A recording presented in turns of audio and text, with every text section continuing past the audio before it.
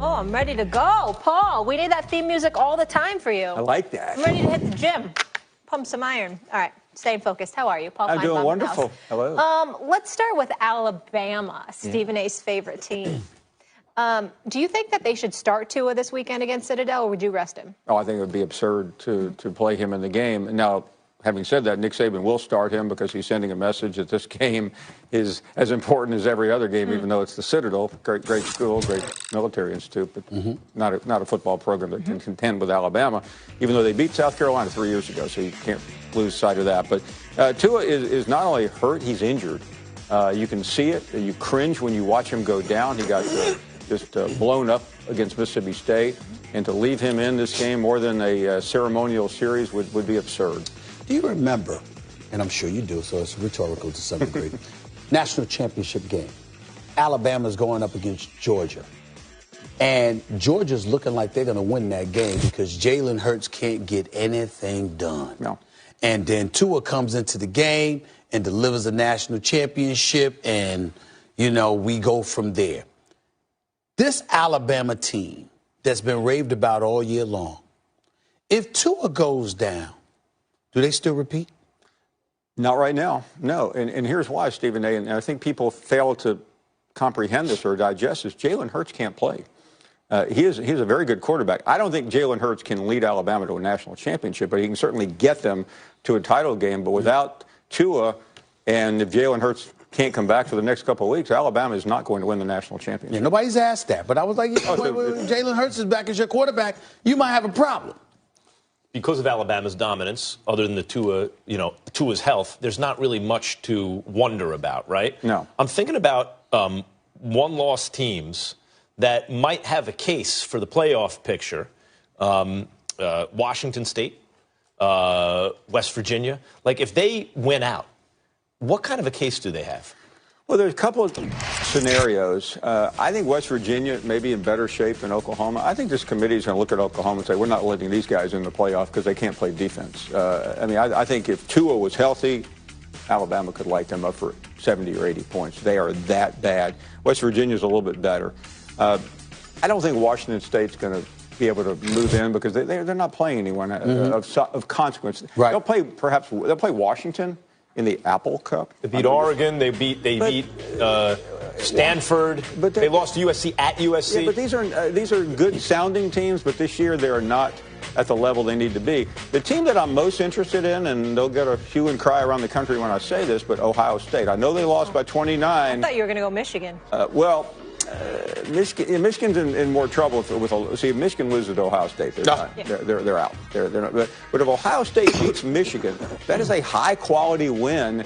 And then the committee goes, do we? They left them out last year. If you remember, they got in the year before, even though they lost to Penn State and did not win the Big Ten. So Ohio State's always that dog just nipping at you, trying to get in the playoff. But I would seriously consider them. And then let's go back to the elephant in the room. Alabama. What if Alabama loses a game without Tua and then wins either against Georgia? They only have two competitive games left, Auburn or Georgia. Are they not worthy if Tua is healthy? For me, now that we have reached the conclusion that Jim Harbaugh could coach a little bit. Okay, now that we've gotten there, Paul. Taxi. Okay. Now that we've gotten there, Paul, I guess my question would be, how intrigued would you be in seeing Jim Harbaugh's Michigan Wolverines go up against Alabama? Yeah, you know the answer to that. I mean, that would be a dream. Right. But, at the beginning of the season, I wanted to see Urban, but Urban to me just looks like a beaten fighter. Yeah. That lost one of these Creed movies. And I just don't think that would even be a fair fight. But Jim Harbaugh and Nick Saban would be one of the most intriguing matchups in this era. And you know why I feel that way, Max? Paul? Because Jim Harbaugh has nothing to lose. When have we seen him in that situation? Nobody would expect Michigan to win. It would just be a question as to whether or not they would be competitive. That is it. He has nothing to lose, everything to gain, playing with house money. Jim Harbaugh in that situation. Imagine if they won 30 for 30 on the spot. Might as well just start making it right there. And here's the situation. Not to unnecessarily compliment Harbaugh, but I will. I mean, he's got a pretty good, outside of what he's done the last couple of years, he's got a really nice resume. Saban doesn't have that resume in the NFL. So there'll be a lot of intriguing matchups. And I think it's the matchup that the country wants to see. And I think the college football season needs it. Not to go on your theme that you've been on for 12 weeks now, but I mean, we're in the 12th week of the college football season, and we're asking the question, can Tua play against the Citadel? I mean, we're out of topics that really are substantive, and that's sad. I got a topic for you that I'm interested in, because obviously, disaster with Ohio State this year. Now we have the news story about Zach Smith potentially using a racial slur. I know they denied it. I don't want to get into that and debate it. But is there a real opportunity here for Michigan in terms of recruiting? We know that's been a problem in getting a quarterback to capitalize against an Ohio State just based on the stain on this program right now. Molly, on that story, I agree. It's hard to digest it all. What I found interesting in Brett McMurphy's piece, he's the one who broke the original Zach Smith story, wasn't the allegation, because it's very difficult to prove something that happened a year ago when he said, she said, whatever. But the power of the denials coming from the president, the athletic director, Urban Meyer, players, it looked like Ohio State is trying to send the message that we are united, even though I don't think anyone believes they are. But they're trying to get to the end of the season, prop Urban Meyer up as much as possible. But, man, there were some powerful denials yesterday for a story that I don't think that many people, even though the allegations are egregious, were taking particularly seriously.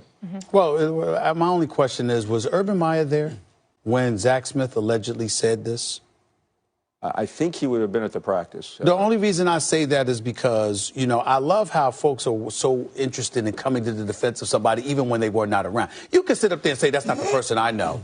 You can sit up there and say stuff like that. I've never heard them say that. Yeah, but you can't be like, that didn't happen. That didn't happen. When you say that, it's like, yeah, but that's the third rail of American life. You can't touch it. So, you know.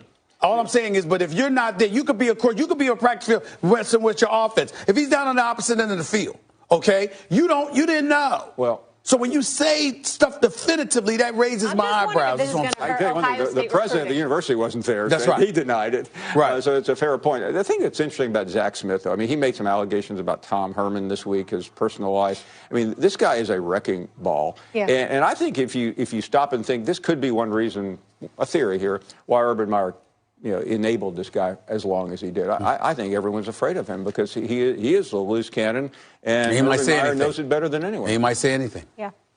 All right, Paul, always good to see you. We'll do it again next week. Can't wait. When we come back here on First Take, Michael B. Jordan will be here. Lots